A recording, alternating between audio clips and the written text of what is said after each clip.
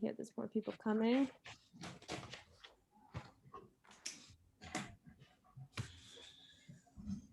Okay, so I think we'll get started. Is that okay, Haggai and Akin? Absolutely. Thank you very much. Okay, so like I said, to anyone who's still coming in, feel free to introduce yourself in the chat. If you guys want to, see who's here, look in the chat. In the meantime, I'm going to introduce myself. I'm Penina. I'm from Jerusalem. I live in Jerusalem, and I am the event manager here at Jerusalem. I want to thank everyone for coming today. There are also some members here that through the Eventbrite donated for this event. We really appreciate that and know that that is going to make all these things happen. And thank you for everyone coming in any regard. A short word about Jerusalem is we are a nonprofit dedicated to supporting Israeli literature in English. We're based in Jerusalem, but we've also been working in online events with, at this point, people all over the world dealing with Israeli literature in Israel as well as outside of Israel. We try to do interesting and also fun literary events, which have all been online during this time. A short word about us as well in general is we're trying to also develop a magazine, which we're launching along with the website next week. So stay tuned and you can look more up about Jerusalem. I'll send some links in the chat. I'll also send a link about the Tel Aviv Review of Books, which we've been collaborating on a few events with. We've done so far in the last 6 months, we've done 3 events with Tel Aviv Review of Books, and we've really been enjoying it. This time, Akin, who's the co-editor of the Tel Aviv Review of Books, will be hosting this event with Haggai Ram, and we're very excited about this. So I'm just going to pass it over to you, Akin, and I'm going to just send a few links in the chat, so feel free to look and enjoy. Brilliant. Thank you very much, Penina. Thank you, Penina. Hi, good evening. I'm Akin Ajayi, and as Penina said, I'm a co-editor of the Tel Aviv Review of Books. The Tel Aviv Review of Books is an online periodical exploring the politics, culture, and people of Israel and our near neighbors. Since our establishment in 2019, we've published pieces by authors representing the full spectrum of Israeli opinion, and on a wide range of topics, ranging from literature to politics, to the environment, to religion, to Aliyah, and so on and so forth. From February, we will be transitioning to a fortnightly publishing schedule, and we do sincerely hope that you'll be able to join us on this important step in our evolution. As Pina said, there'll be a link to our website in the chat function, and we do look forward to hearing from you in the future. On to the events of this evening. Thank you for joining us, and thank you very much for our guest this evening. It's an absolute pleasure to introduce Professor Haggai Ram of Ben-Gurion University. Haggai is a historian of Middle East, and he teaches in the Department of Middle East Studies at Ben-Gurion University of Negev. His area of specialization is the modern history of Iran, the Levant, and Palestine-Israel. His publications include Myth and Mobilization in Revolutionary Iran, Reading Iran and Israel, The Self and the Other, Religion and Modernity, Iranophobia, The Logic of an Israeli Obsession, and the topic of this evening's conversation, Intoxicating Zion, the logic, I beg your pardon, a social history of Hashish in mandatory Palestine and Israel, which was recently published by Stanford University Press. It's a fascinating book charting the social history of a fascinating substance, as I'm sure some of you would agree. And I'm quite looking forward to asking Haggai some questions about his research and about the potential wider implications of our understanding of what exactly hashish represents or signifies. Just a couple of things before we start. Firstly, after our conversation, which should last for about 45 minutes, there'll be an opportunity for questions from the audience. So if you'd just like to stick any questions you have in the chat section, and I'll try to get to you when the time arrives. The other is just a little point of clarification, which is to say that the use of the word hashish in the context of our conversation this evening is in a generic sense. It's historically accurate since it represents the term used at the beginning of the century, beginning of the last century, and it covers all the synonyms that have been employed since then. Right, Haggai, thank you very much for joining us. It's a pleasure to have you here with us this evening. Thanks for having me, Akin. Thank you. Penina, of course. Okay. Now, we aren't actually short of histories of Middle East, Palestine, and the State of Israel. Most of these focus on events, on places, or on great men and occasionally great women. I'm curious, what can the history of a substance, and an intoxicating one at that, add to our contextual understanding of mandatory Palestine and the modern State of Israel? That's a very good question. And I think that it would take more than 45 minutes to answer that, but I'll try to be very succinct.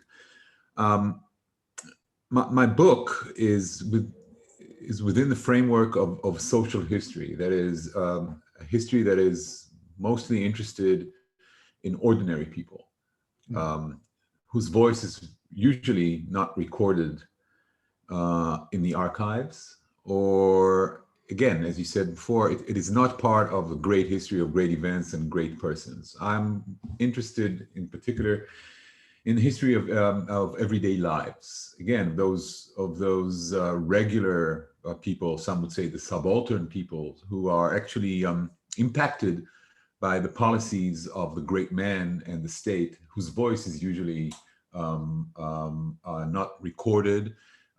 It is not, they usually don't have a voice. This has been actually my career for the past 25 years, actually reconstructing these voices who's been very silent in the historical records. And this has been one of the challenges. And so as to your question, what interested me and what actually attracted me was to kind of recover what is beneath the radar of the state and of the historical records. And again, to resuscitate those voices of the people who usually find themselves on the margins of society. Mm-hmm. It is an intriguing topic in that it requires us to broaden the unit of analysis. In other words, one can really not get a sense of the history of drugs in any area, and specifically in Israel, Palestine, if we limit ourselves to the boundaries of the state. If we need to, or if we want to really understand the history of the people who are involved with drugs, that is the dealers and the consumers in Israel, Palestine, Israel, we need to broaden our geographical horizon to include the entire Levant region, which is, of course, Lebanon, Syria, in many respects, Iraq, Jordan, Palestine, Israel, and Egypt. Because the development or the evolution of drug history in Palestine, Israel, is intimately connected to circumstances and events that took place beyond its borders, that is, in Lebanon and in Egypt. Palestine, Israel, as it was sandwiched between these two states, Lebanon and Egypt, because it was sandwiched between them, and for reasons which I suspect that we'll deal later on in this conversation, Palestine, Israel became enmeshed with the histories of Lebanon and Egypt. And so you have to kind of focus on the larger area, Lebanon being the source of the drug, right? The producing state, Egypt, which was the consuming state. And because Palestine, Israel found or geographically located in between these two states. And because the hashish commodities had to transpass the territory of Palestine and then Israel, Palestine and Israel became enmeshed with their history and therefore became familiar with the drug, and hence begins the history of drug commerce and drug consumption in Palestine, Israel. So what we have here, we have two kind of X's. One is, of course, my attraction with the silent people. Yes. My attraction with those voices who are seldom recorded in historical records on the one hand, and whose voice is not heard, which is for me a great challenge as a historian. And the other, of course, is my dissatisfaction with what we call in historical studies methodological nationalism. That is, that historians take the borders or the boundaries of states as their exclusive unit of analysis, and therefore they ignore, whether willingly or not, the fact that these are artificial borders. Historical processes and historical events do not care for borders. And so in order to understand Palestine, Israel, society and culture in Palestine, Israel, we need to expand our gaze, as it were, to look at broader and to look at broader units of analysis. Right, okay. I'm quite interested in what you describe as methodological nationalism, and indeed we'll come back to that in a moment.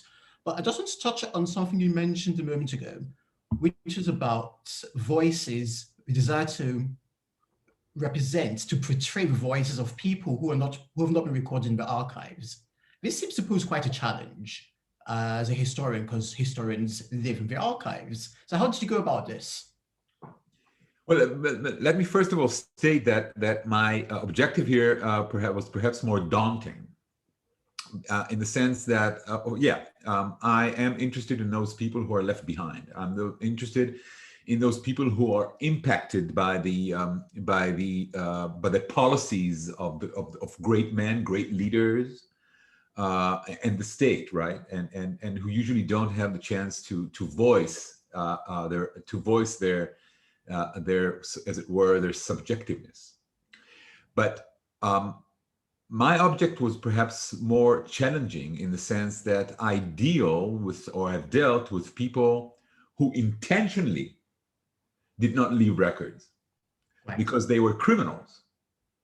And the last thing they want to do is to leave any traces of what they were doing or what they were dealing with.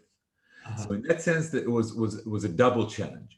Now, how do you do that? That is a very, very good question. And this is one of the reasons it took me nearly a decade to complete this book. First of all, you have to read archival documents against the grain, as it were, to find their voices in between the official drafting of documents. Right. Which of course requires experience and requires training. It is a methodology that I've been trained with. I can't say that I have done a perfect job, but yes, I was very attentive to what happens in between the lines. I was very attentive to the voices of state officials, colonial officials, in the sense that I tried to ascertain what, not only what they were saying officially, but what their consciousness was.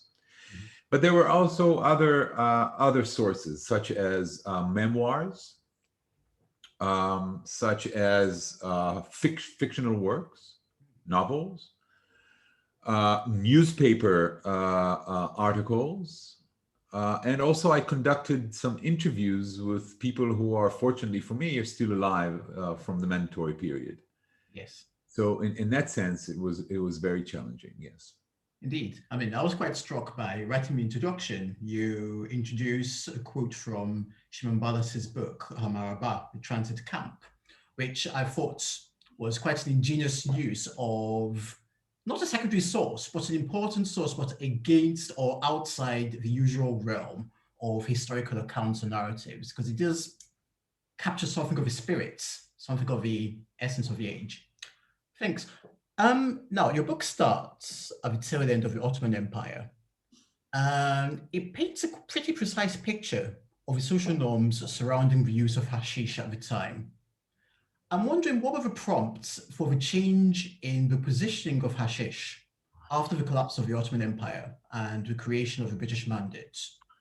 Okay, this is your question connects to my previous argument that one really needs to expand the units of analysis to overcome the constraints of the boundaries of the state, because Palestine and Israel, actually Palestine, was part of the larger world, in the sense that from the late 19th century. And especially so during the interwar period. This period is perhaps the most formative period in the construction of prohibition regimes against drugs. Because let me remind you that throughout the 19th century and the early 20th century, drugs, opiums, opiates, laudanum, morphine, cocaine, cannabis, were actually licit products. It's hard for us to imagine now. You see, the word drugs, in the sense of a small groups of substances that science contends that they are personality destructing substances, and the accessibility to which is very confined, is a modern construct. The word drugs, in the sense that we understand them today, did not really exist until the early 20th century. Drugs were medicine, which one would walk into a pharmacy or a herbal shop and procure these substances. Right. So something changes in the early 20th century, and that is when states, want to regulate the bodies of their citizenry, B, adopt one sort of another of a capitalist way of thinking, which of course calls for productive men and women. And so there is a rising awareness that drugs actually runs against this discourse or this practice of regulated citizenry, of the need to be productive, of the need to serve the market in a rational way, right? And so in the beginning of the 20th century, there arises this consciousness that what we conceive today as drugs are dangerous or a threat to these administrative theories of the state and of capitalism. And so the very states who have made enormous profits out of the drug trade, you couldn't think of the British Empire without the opium trade. It's impossible. I mean, the very wheels of the British Empire, right, owe their existence in many respects to the drug trade between Britain and most primarily China, right? The Opium Wars of the 1830s, right? And it was not only the British Empire. It was also the Dutch. It was also the French empires. It was also the Ottoman Empire, who was Ottoman and then later Turkish opium was for many years considered the best in quality. So those very states who had been invested in the drug trade begin to shift their minds, in a sense, and then they kind of converge in the League of Nations, the very institution that gave birth to the UN after World War II. And hence we witness the first international prohibition regimes in which Palestine and Palestine was part of, right? So one can say that the history of illicit drugs begins much more recently than we think. It begins in the early 20th century, and even more so after the establishment of the League of Nations in 1921. Right. In which the leaguers kind of mobilize internationally to prohibit the trade and use of what today we call drugs for matters that, or in other words, they confine or restrict the use and sale of drugs for medicinal use only. I'm going to come back to this much later on, because I'm really interested in the notion of a capitalist state finding a way of tapping benefit from the use of substances that may or may not be prohibited but are intoxicating.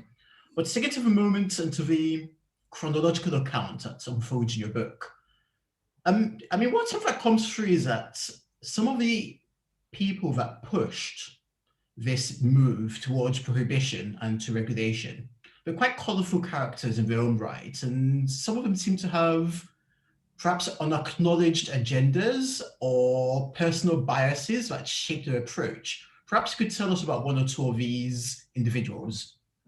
It's a good question, but let me try to correct perhaps one thing you said. They had a personal bias. This is not a personal bias, because lest we forget, these people who have devised these policies are part of empires. The League of Nations was not just a League of Nations, it was a League of Empires, because it kind of represented the power relations that existed after World War I. And these people come with a baggage of empire. Empire in the sense that they patronize their colonial subjects. Their Orientalist outlook was omnipotent. They were racist. One can say this right now, yes. And they kind of viewed the use of drugs, especially in the colonies, as a sign of the pathologies supposedly inherent in their colonial subjects.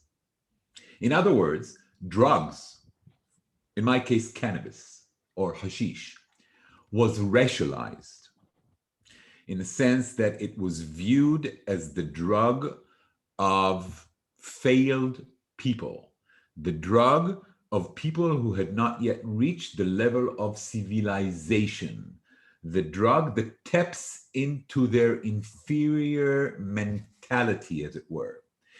So in a sense, our ideas about hashish, cannabis, weed, marijuana, in many ways are still anchored in those colonial notions of the drug. So what I'm trying to say is that the reasons for prohibition were made, especially for cannabis, but also for other drugs, were made for all the wrong reasons. Okay. In the sense that they were put in scientific language, but in essence, they represented the biases, the racial prejudices, and the Orientalist discourse within which these people came to view the subject in the first place. But again, this is not restricted to Palestine or to the League of Nations, because at the very same time, in the 1930s and the 1940s, the same thing happens in the United States, where marijuana is associated with inferior Mexicans and it's inferior Blacks, who threaten the values of true, that is, American Christian tradition. So the terms reefer madness, which I'm sure we've all heard of, Yes. right? Or killer weed, which has its provenance in early 20th century United States. The same thing happens there as it happened here in Palestine. So this is, it's an interconnected world, which is again, one reason why I tried to locate the specific history of hashish in Palestine, Israel, within this transnational or global history. Palestine is just or merely a small piece of the puzzle, which allows us to get a better look at the wider global events that actually are part and parcel of the history of the drug. Right. I hope I answered your question. Yes, you did. Okay. Yes. And it feeds onto the next question I have, which is about Palestine itself and how it shapes itself or how it is shaped as an important mediating point in the Middle East hashish trade. Now, I mean, it's a truism that supply and demand interact to shape market conditions and commercial possibilities. So what was the local, regional set of circumstances that emerged after the move by the League of Nations to prohibit or regulate the use of the shipment of cannabis, of hashish? What were circumstances, and how did Mandate Palestine fit into this? Okay. Again, for this, we have to shift our attention to Egypt. Yeah. Egypt, which perhaps has the longest history with hashish in the Middle East, traceable back to the Middle Ages. I can speak for hours about a history of hashish in Egypt, which I will not, don't worry. But I will say this. In the late 19th century, early 20th century, Egypt received large part of its hashish consignments from Greece. It was very easy, very easy to grow cannabis plants on one of those deserted islands or a few of those deserted islands in Greece, board these cargoes on boats and sail to the Libyan-Egyptian border, where Bedouins would take the loads, would take the cargo and distribute them to the local market. Now, because of these incipient global prohibition regimes, Greece, or the Greek government, clamped down on its cannabis plantations and outlawed hashish smugglers. So, to meet the loss of supplies from Greece, Egyptians turn for the first time, and this happens in the interwar period, Egyptians turn for the first time to Lebanon, which from that time on developed into a hot zone of the international drug trade. But this was only the beginning, right? In the interwar years. So Egypt turns to compensate for the loss of the Greek supplies. Egyptians turn to Lebanon.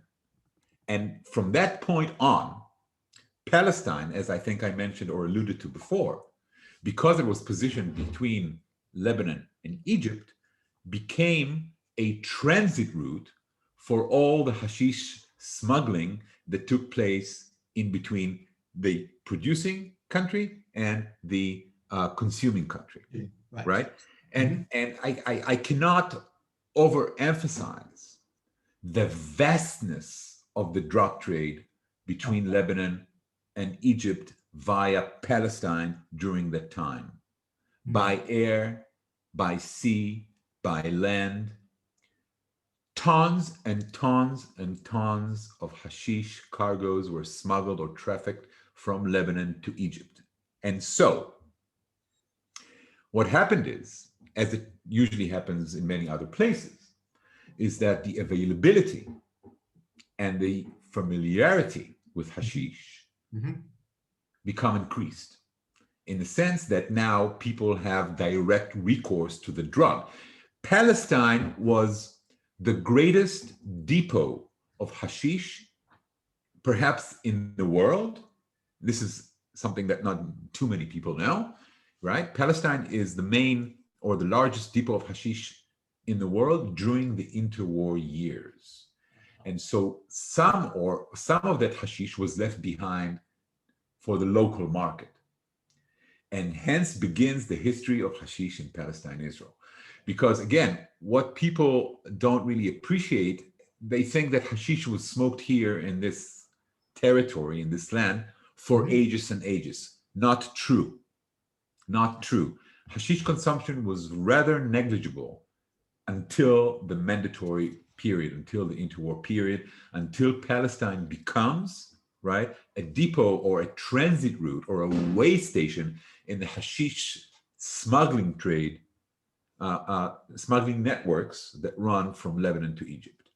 And hence begins the history of hashish, where local Palestinian Arabs become attracted to the drug, and then it becomes what we would call today a problem, in the sense that they could procure drugs, hashish, virtually anywhere, whether in cafes, coffee houses, whether in hashish dens, and people would all of a sudden would be seen in the streets wandering around intoxicated, which was a rather novel phenomenon. So the main consumers were local Palestinian Arabs, and in many respects also Arabs from adjacent countries who came here as immigrant workers. Okay. I mean, your book tells some remarkable and absolutely astonishing stories about the stratagem that some of the smugglers deploy to try to get their goods across the territory. We can't go into them now, but I mean, camels, inside camels, taking apart cars by ship. It's absolutely fascinating. And I mean, these sections of the books are so lucid and so fascinating. Thank you. But what I'm going to go on to now is actually narrowing down to the local context. The interwar period was not at all a quiet period in mandatory Palestine. There were domestic tensions between Jewish migrants and Palestinians.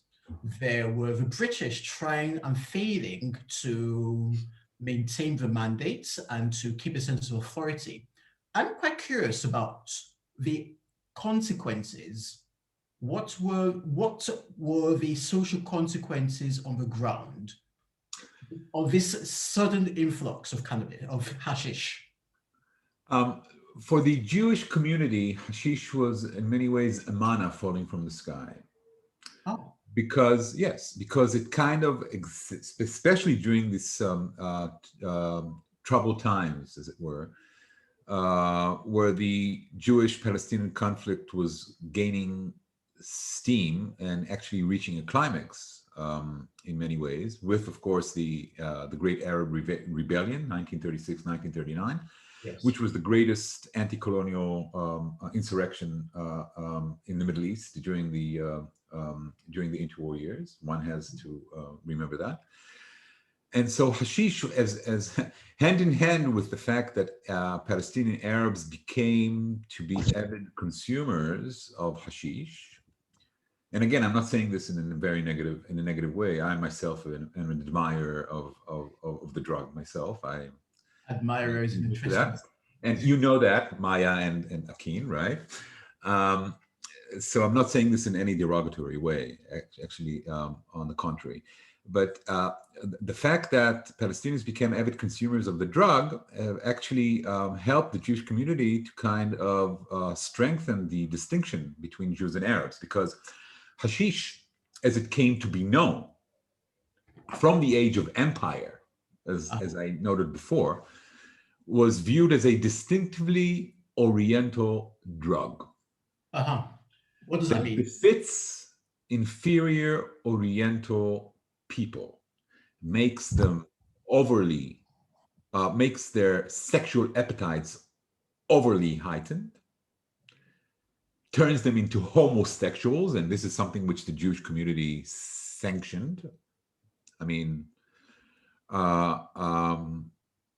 makes them violent, makes them insane. In other words, hashish heightens the Oriental mentalities of of of the indigenous people, Right. which is one reason that Zionism or the Jewish community um, was adamantly against the hashish consumption. Mhm. Jews seldom touched the substance during the mandatory period because they feared that it would turn them into Arabs, because they feared that the use of hashish would lead to an over Levitanization of the Zionist or the Jewish project in Palestine. So hashish was kind of served as a signifier separating between Jews and Arabs. Or in other words, another signifier that justified the division or the separation between Jews and Arabs. Again, just like in the United States, where the white middle classes were averse of marijuana because they viewed it as an alien artifact that befits inferior people such as Mexican immigrants and blacks in the cities. Right. So you have, I mean, you have these similarities or similar trends that happen at the very same time elsewhere. Fascinating. So what you're talking about here is an issue of class, of race, of social capital, of using cannabis as one of many stratagems to distinguish between the higher, the intellectually capable, and the poor human capital, I suppose, to describe it differently. But as we know, there was the end of the mandate, and there was a creation of a state of Israel, and there was still cannabis in Israel and a much larger Jewish population. What happens then? But we have to understand that first and foremost, the fact that the state of Israel is the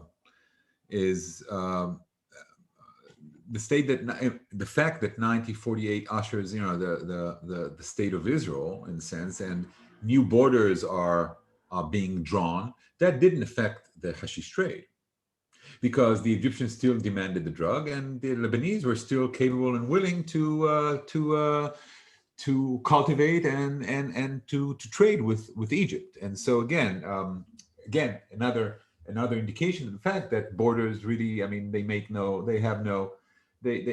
sense to smugglers, right? I mean, it's virtually invisible. Borders are invisible. They don't really care about borders. So the drug trade continues, and some of the cargoes are left behind for the local market, but with one very major changing development, Mhm. the Nakba, right, which led to the depopulation of Palestinians Yeah. in the state of Israel, to the flight and exile of hundreds and thousands of Palestinians on the one hand. But then you have the repopulation of Israel due to the mass immigration of Jews from the Middle East and North Africa. Okay? Now, some of these Jews after 1948 came to Israel with the habit already ingrained in their culture of cannabis consumption. So they come here and they continue with the practice. Place, yes. I'm sorry? With a different perception based on their time and their place. Right, absolutely, absolutely.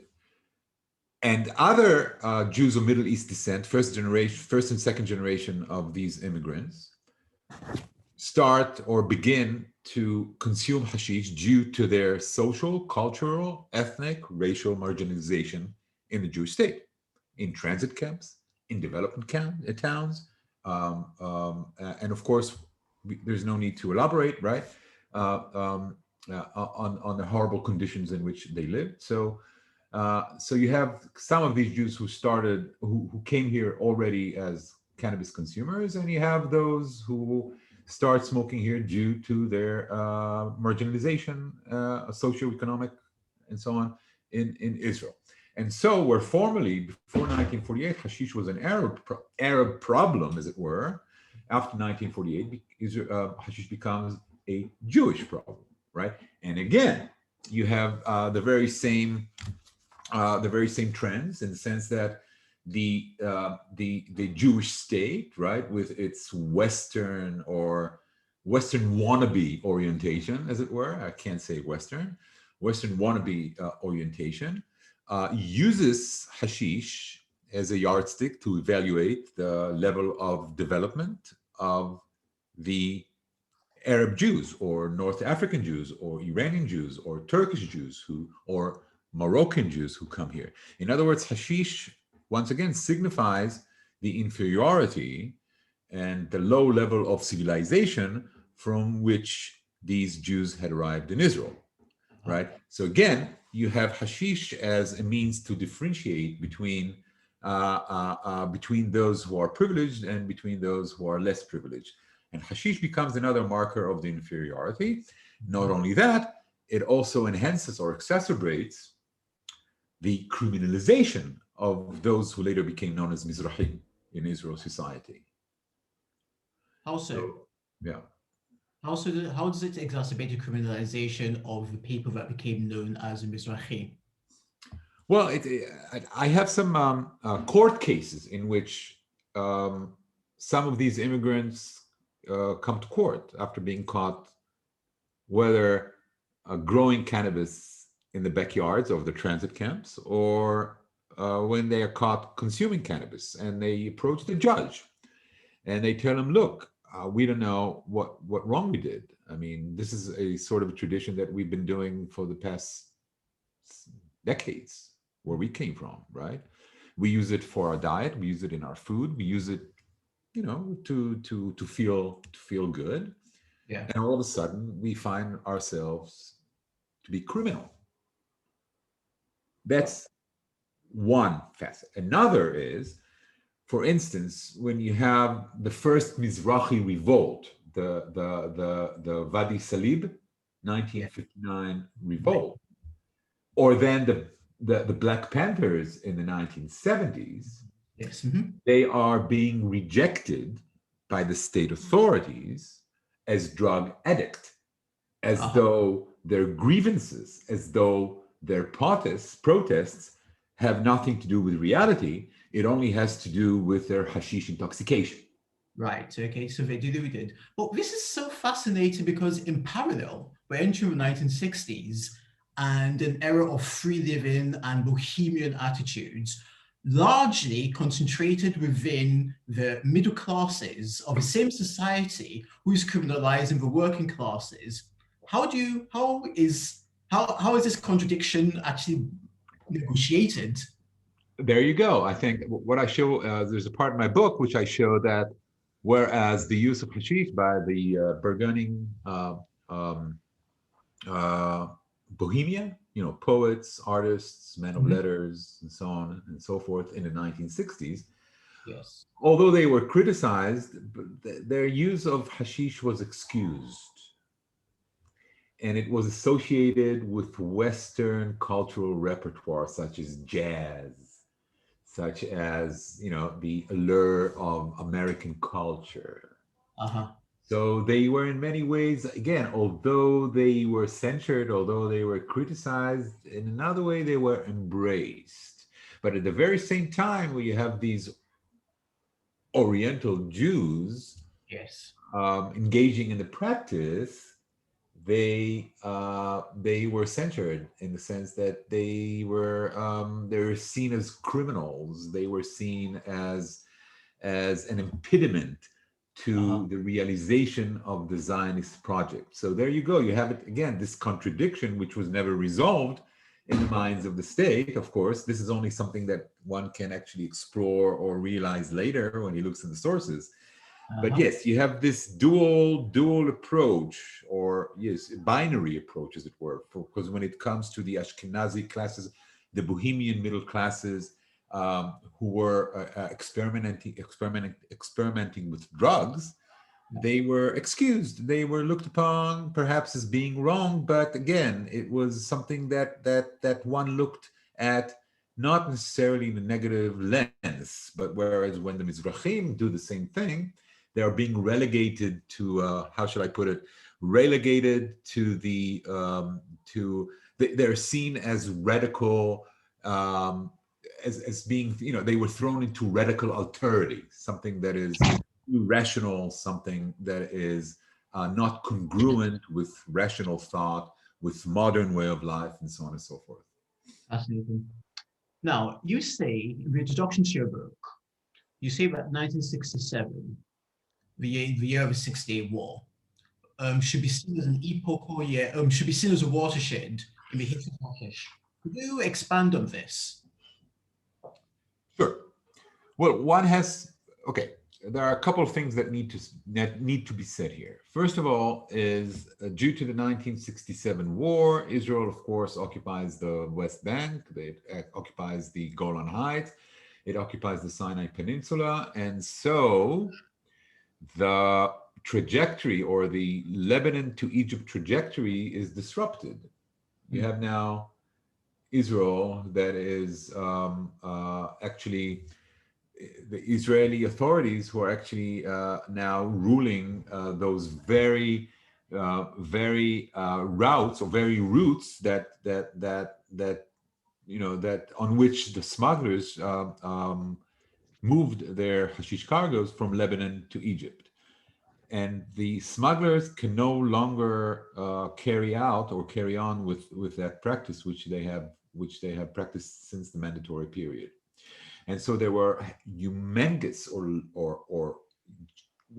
amounts of hashish trapped within Israel proper, which retailers and smugglers could not get rid of, or could not forward to their southward trajectory towards Egypt.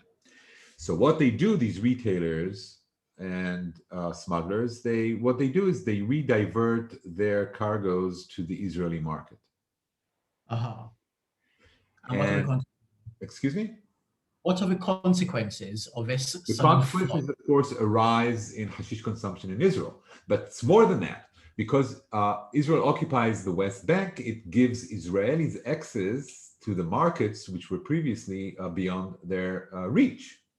East Jerusalem becomes part of capital of the state of Israel, but first and foremost, it becomes a capital for hashish consumers.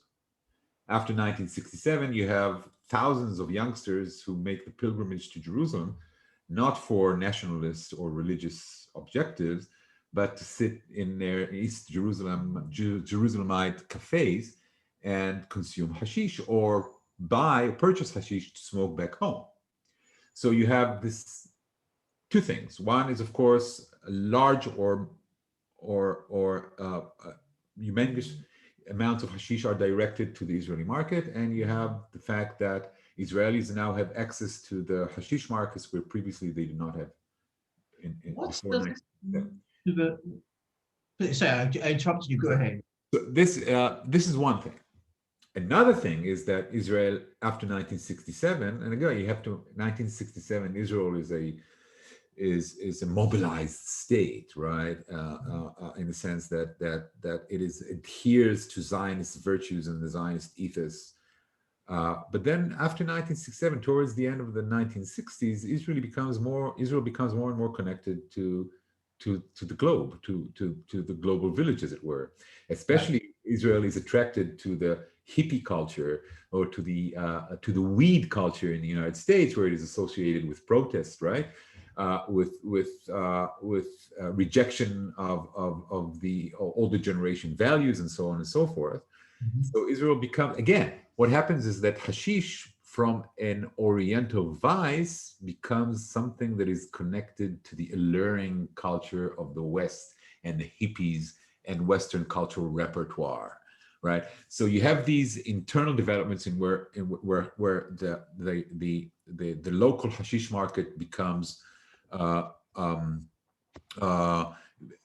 rich with the substance itself, right? You have more opportunities to be familiar with the substance, and you have access to markets where previously you do not have access to, on the one hand. On the other hand, Israel connects to the global world in general, and to the United States marijuana culture in particular, right? The 1968, revolution, as it were, the 1968 demonstrations, the anti-war protest in the United States, the rock concerts where you smoke weed not just to enjoy, where one smokes weed not just to enjoy oneself, but also right as a marker of subversion and protest against the older generation. And so Israelis become tapped into that culture. So you have, again, the local and the global, which converge after the 1967 war.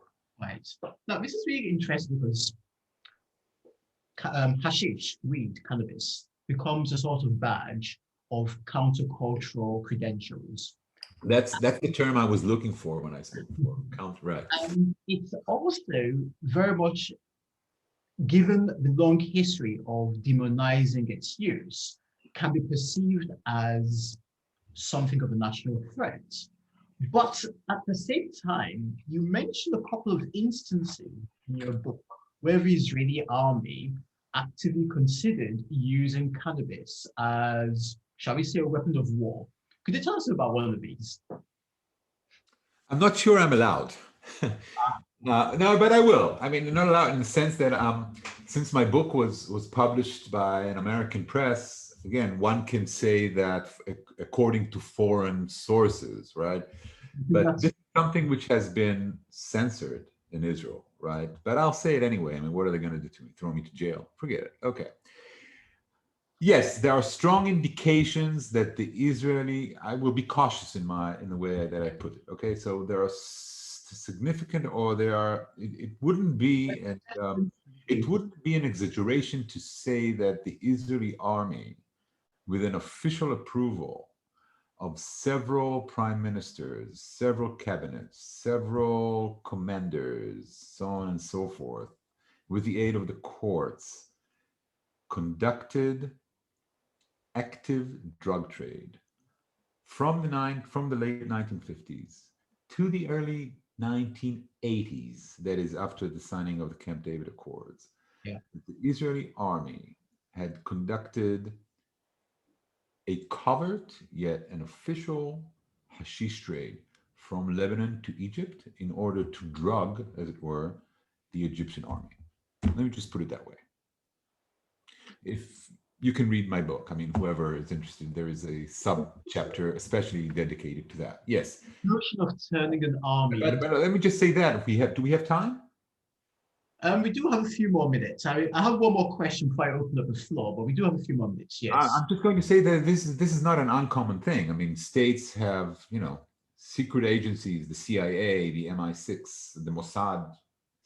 There's ample evidence to the fact that states conduct, or that the secret organizations of the state, the surveillance and intelligence systems of many states do conduct or take an active part in the drug trade in order to procure budgets that are institutionally or legally not allowed for. Mm-hmm. in the state themselves, the Iran-Contra, for instance, or Nicaragua. I mean, this is, again, it's, or the, the Golden Triangle. I mean, the CIA with Afghanistan, heroin trade. I mean, this is common knowledge. So what I just mentioned to you is not unprecedented, right? So, right. So in terms of context, even though it does go against the very, very strong social narrative of the time. Right, I've got one last question. And this is actually looking forward. Right. Interested in the historic. Now, cannabis has undergone a remarkable shift in its social positioning, specifically in the last 10 years, I would say. I wonder, and this is partly to do with the decriminalization of the possession of hashish on the one hand, and also the sanctioning of its use for therapeutic purposes. I wonder, what do you think a historian, looking back 50 or 100 years from now, what do you think she or he will be writing about or considering if she were to be writing an updated version of your social history of hashish, or whatever we would call it at that point in time? Well, if I were a historian living, let's say 50 or 100 years from now, I would be bored. Why would I be bored? Because it's legal. Uh-huh. then it loses its appeal. It has no, and what is more, it loses what you call is its counter culture appeal. It is no longer interesting in the sense that everybody's using it. It's legal. I mean, again, there may be a historian who would be interested in that. I would not. I mean, I was especially attracted to it because it was illicit, Right. because it was something that that you cannot speak about freely, because you were a criminal if you used it, because you were a criminal if you sold it. Once it becomes the norm, then I think, again, personally, this would not be my ideal project of research. But yes, I do think that the medicinal industry, or the medicinal part of it, I myself, I think I would look into it as a researcher. I mean, I can't do it right now because it's still in flux, right? Yes. It's still happening. We need some sort of a perspective to take a look at it. And yes, it's a good sign that it's being legalized, again, because it was criminalized for all the wrong reasons. And again, where you have demand, no law could actually uproot the practice. But again, because it becomes common sense, because it becomes normalized, personally, I would choose another project to look at. I'm not sure if anyone's got any questions, but I'm just going to follow up on that and to say that I do wonder, I'm interested in what you think. I do wonder what you think about the role of the capitalist imperative in changing the positioning of cannabis, which is to say that once its actual potential for generating profits has been identified, might this have played a role in its reconfiguration from the moral panic of an age to something much more benign? Well, again, I think that you touched upon something which is very interesting, in the sense that, again, it is being harnessed to the neoliberal economy. Yes. And again, is the very same people, look at all the people who are invested in the medical marijuana industry now. You have a Nobel Prize winner, I forget his name. You have two former prime ministers. You have former senior officers in the police, right? And you have business entrepreneurs. These are the very same people who had perhaps profited the most from prohibition, who have made the career out of it, and now they are going to be the main profiters. Again, who's going to be left out? Those very previous victims of this criminalization, who are again left behind and not have part of this bonanza, right? So, I mean, it may be benign in the sense that it is no longer illicit and no longer it is prohibited, but the whims of the capitalist neoliberal economy this is just another means for it to carry out its profit oriented projects, but now by legal means. So what's next? I mean, if cannabis is becoming a bit passé, what do you think is going to capture your research eye next in terms of illicit? Well, I'm going to continue dealing with crime and criminality, whether in the mandatory period or in the first decades of the State of Israel. One thing that I have an eye on right now, which I haven't really started, but I'm starting to kind of investigate. I mean, this is something which I've come across doing my research on my book, but I put it aside for later engagement. Is that I became aware of one fascinating fact, and that is that the Viennese Jewish underworld during the interwar years, which a lot has been published about, has run its heroin and opium business from the Levant. Oh. Right.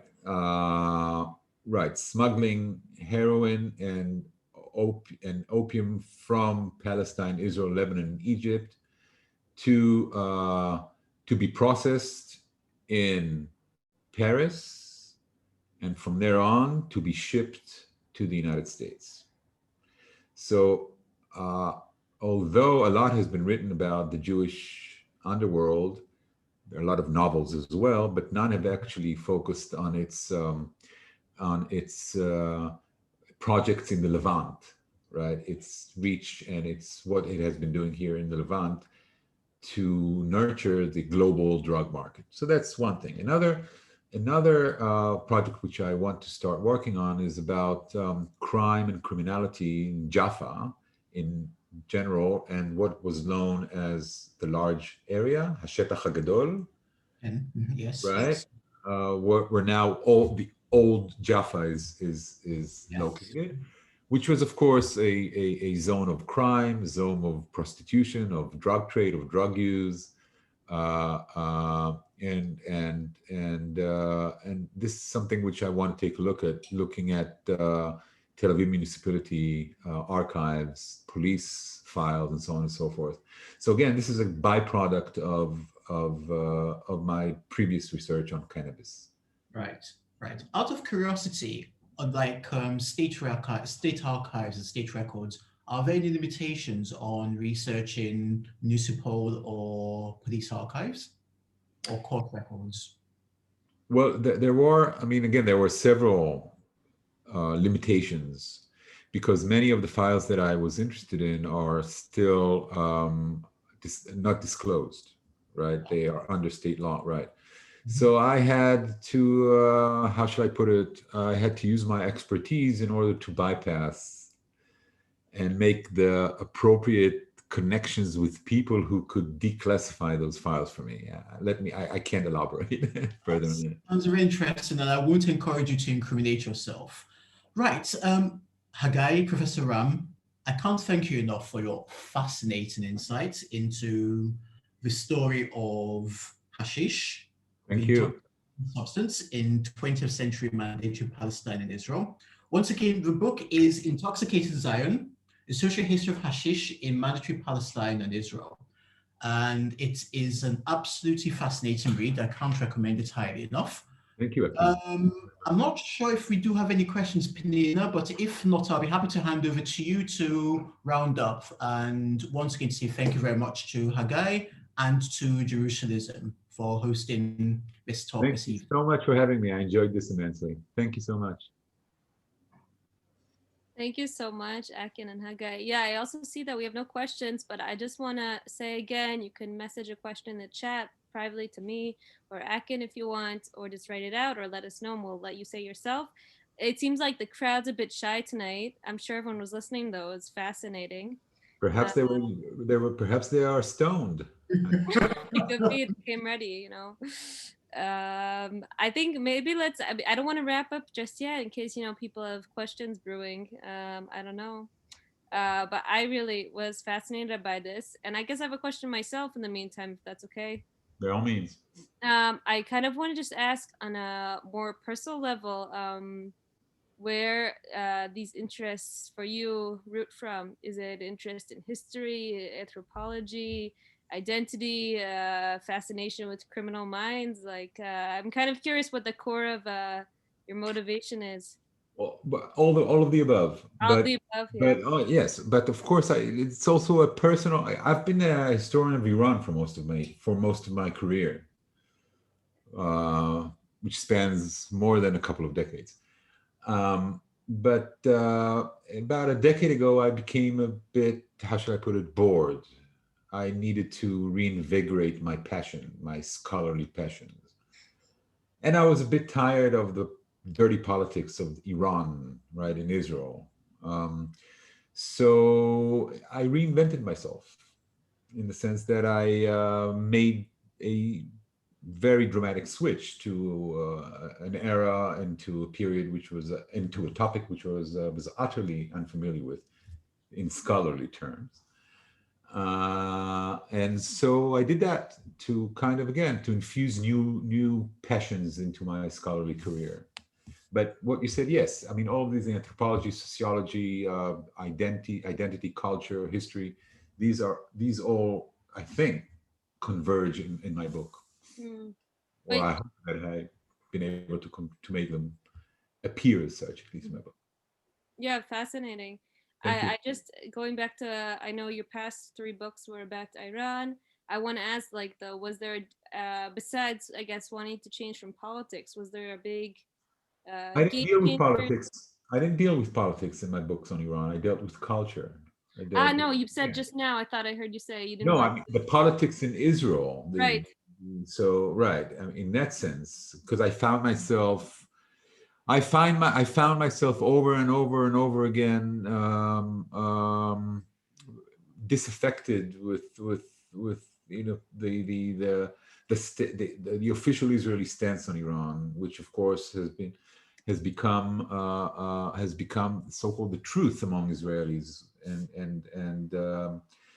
and so I was, after so many years of rejecting and resisting it, I just became wary, and I said that I needed to find an outlet, that I could just do my research on something which is utterly interesting and not care, right, about anything else.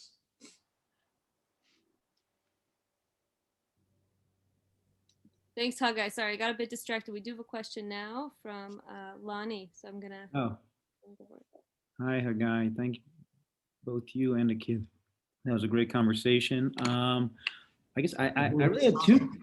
What? Oh, sorry, I have a problem with my camera, so Okay. you can't see me. I hope you can hear me all right, though. You're Lonnie?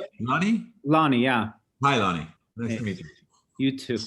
The first, I just wanted to follow up with Penina's question. I think is this. I have the same question, but I was wondering if I could get you to maybe articulate any sort of social change that you're motivated towards bringing about. Because as you know, as I was listening to the conversation, I was so interested myself in how these historical accounts, I think, help me and help people, or can help people in general, like reassess the way that there are associations and the historical roots for the way that we're looking at the situation today, around marijuana, and then also at the end there was the very interesting conversation about this kind of the neo-liberal involvement in like the normalizing now, and how there's this kind of story about the victims getting just getting marginalized doubly in a way. And I'm thinking both of those could be kind of goals that, as you're writing the book, are you expecting maybe to have any kind of effect on those issues? Is that part of the motivation for you? Or maybe another issue besides those two that came up in the conversation? I guess I'm wondering, historians, what do historians hope to do once they're done writing the history? Well, let me just, when I was a historian of Iran, I tried, I mean, I was, as I think I noted when I try to answer Penina's question, I tried to, I really did try to kind of foster or help bring about change towards Israeli phobias, Israeli understandings of Iran, and the Arab-Israeli conflict in particular, or in general. What I mean, again, retrospectively, I could say that I wanted to kind of further social change, but I can't say that. That's not a reason I wrote the book. I wrote the book because I was honestly, right, I was fascinated with the topic. But things did happen in the sense that after I completed my book, I became a part of the Ministry of Justice's committee to reevaluate the policy towards cannabis. And I have to say that I did perhaps bring I did contribute, at least modestly, to the imminent. I mean, there's going to be change in Israel. Whichever government comes to power, there's going to be decriminalization. There's going to be legalization of cannabis consumption in Israel, and I was part of that committee because of the book that I wrote. But again, I didn't know what I was getting into when I wrote the book a decade ago. I really didn't. I just knew that I was attracted to the topic and that I wanted to write about it because this is the first. I mean, no one has ever written a historical study as opposed to, criminologists, pharmacologists, people who are concerned, with law. It has never been a subject for a historical inquiry, and I thought that was in place. So again, I could lie to you and say that I did have this agenda, but I really didn't. My only agenda is that I knew that I did have that knowledge that the prohibition or criminalization of cannabis was unjustified, and was wrong, and that it was made for all the wrong reasons. I now am more convinced about it than I was a decade ago. I'm sorry, perhaps I disappointed you with my answer, but I have to be honest. No, I appreciate honest answers. I guess I'm thinking so many questions I had. Maybe one other just follow-up question is the difference between hashish and marijuana. Maybe that's clear in the book itself, but I heard, even in the conversation, you're flipping between the two. And I know a little bit about the relationship, but why it's, I guess my intuitive response was, why is he focusing on hashish when marijuana is like the more general term? Is there a reason for that, or? Because hashish was the predominant drug in the Levant, at least until the late 1990s and the 21st century, where there was for various reasons, there was a shift to marijuana. But hashish is still used in many of the Middle Eastern countries, and it was the predominant cannabis drug that was consumed here in Palestine and the Levant in general. Okay, thank you. Again, one of the reasons, if I have time, I'll just say this very briefly. One of the reasons that cannabis was normalized since the 1990s is that because it lost its Arab or Oriental associations because of the shift to marijuana, because of which we were able to kind of view it as part of Western cultural repertoire instead of a Middle Eastern Oriental one, although it's the same substance in many ways. Just like in the United States, you have cocaine is the drug of the upper white classes, whereas crack, right, which is essentially the same drug, is used to criminalize and marginalize blacks. We have a couple more minutes indeed, and I'm just going to, Avital has asked a couple of interesting questions, and with her permission, I'm going to put her on video so she can actually ask Haggai the questions directly. I hope that's okay, Avital. Sure. Thank you very much. Hi, thank you so much for doing this and Hello, for Avital. speaking. Nice to meet you. Hi. So I was just wondering, kind of like, as you were talking about the hashish in the 60s and 70s, what's its kind of status today in Israel? And I was also wondering, so I have three questions. So what's the status of hashish in Israel, like socially, culturally, like criminally, legally? And number two, where is it sourced? Is it still in Lebanon? It's still from Lebanon. And number three, what are your thoughts about the status of coca and like its derivative cocaine in South America, where the indigenous communities, like in pre-colonial times and throughout history, kind of use coca daily, and it was very important to like their daily life and their religious life. And then kind of the cocaine derivative and its criminalization and its kind of effect on those communities that use coca, the derivative, the original plant, daily. So that was three questions. Oh, these are three questions which take us hours to talk about, but let me try to address each very succinctly. About the status of cannabis in Israel right now. Okay, again, there's going to be a very dramatic change in the near future where cannabis will be legalized for personal use. And of course, the medical marijuana, Israel is the mecca of medical marijuana research. So, but let me give you a short excerpt from an op-ed that was written in Haaretz about 4 years ago, which perhaps would give you perspective about the status of marijuana in Israel today. And it goes like this. I have it here before me. I think it was written in 2016. And it goes like this. I'm translating into English. A love of pot smoking is shared among all populations in Israel. Hilltop settler youth and Tel Aviv radicals, young and old, Knesset members and simple folk, city and country people, religious and secular.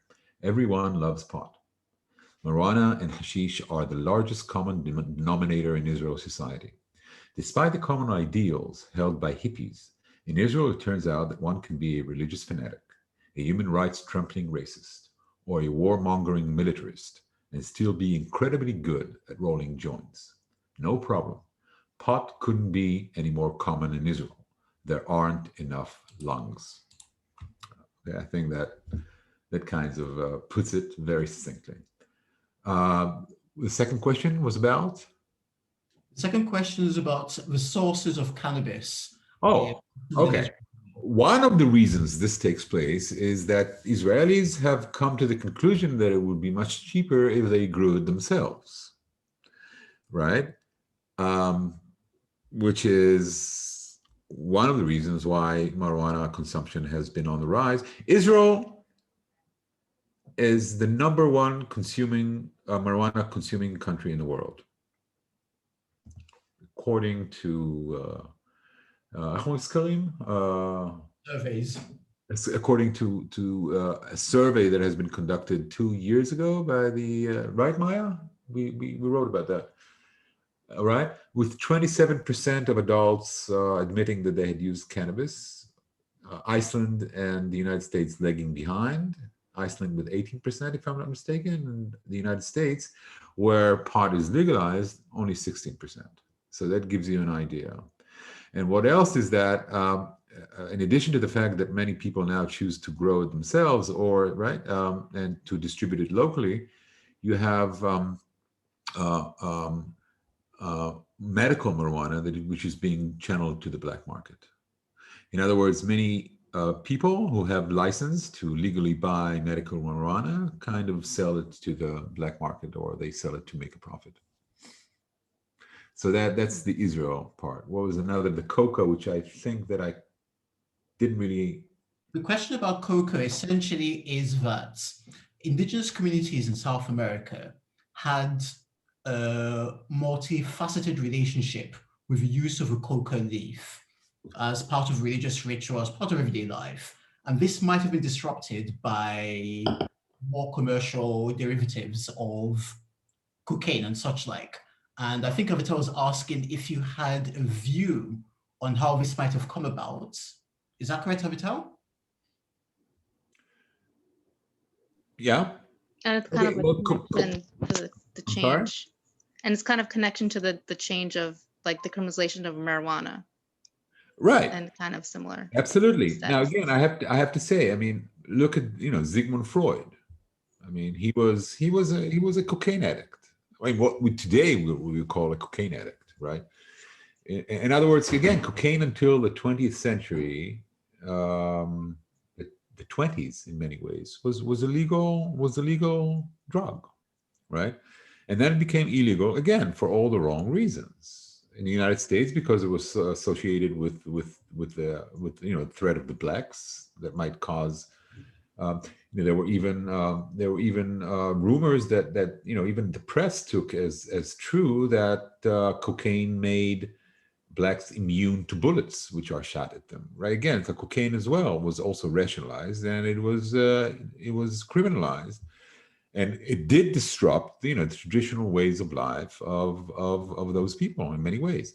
But again, it's not only them; it's also the cartels. I mean, one of the tragic consequences of the criminalization of drugs all over the world, and not just cannabis, not just cocaine, all kinds of drugs, is the creation of the black market and the drug cartels, which wreak havoc over the world, all over the world in general, and in Latin America in particular. If it were not for the criminalization of those drugs, there would not be, this outrageous violence and the murder of innocent people, which is taking place all over the world. I mean, we don't have time, but I'm all for the legalization of all types of drugs. Again, I mean, this is just, I am for it. I have a very rational explanation for that, I think, but I don't think we have time for that. Thank you. We do have time for that. That'll make the topic of a very fascinating follow-up conversation. I'm going to hand back to Penina now, but before I do that, I'd like to thank Haggai, Professor Ram, very much for this fascinating conversation. And I'm just going to leave you with a thought about Sherlock Holmes as a morphine addict, which is something that tickled me when I was a child, and you've given me a lot to think about now. Take a look at Dickens. Each and every novel, there is an opium addict. Now, it's not just fiction, or an opium consumer, right? This is true. I mean, again, it's not just fiction. It kind of mirrors the social, cultural setting, in England at the time. Yeah. Sherlock Holmes, which is a fictional character, it's not coincidental that he's a drug addict or a drug user. Right? This was commonplace in Europe at the time. Indeed. Thank you. Penina, over to you. Thank you so much, Akin, and thank you so much, Haggai, Professor Ram. Thank you. This was really interesting. I enjoyed myself. I'm sure everyone else here did as well. Fascinating subject and fascinating person to tell us about it. I just want to wrap up here and say thank you to the Tel Aviv Review of Books as well. We always love collaborating with you here at Jerusalem to make events happen like this very interesting one. I'm going to send a few links in the chat and I'll explain what they are. Take a minute to explain. I just want to say if anyone is interested in hearing more about Jerusalem, which is a non-profit initiative for promoting Israeli literature in English, you can feel free to sign up for our mailing list or check out our Facebook page. And I put in the Tel Aviv Review of Books site as well, so feel free to check that out as well.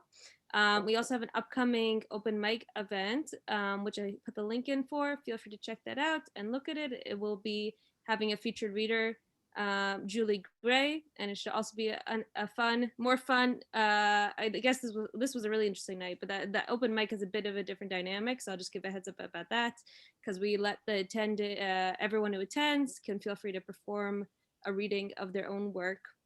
And stay tuned for more, I guess. That's what I'll say. And at this point, we usually just unmute everybody. So if everyone wants to say something, you can feel free. And it's kind of a more relaxed environment. So I'm just gonna allow everyone to unmute themselves. So you can feel free to do that. And that's pretty much it. Thank you so much. Thank you. I really enjoyed this conversation. Thank you, Akin and Penina. Great work. Great talk.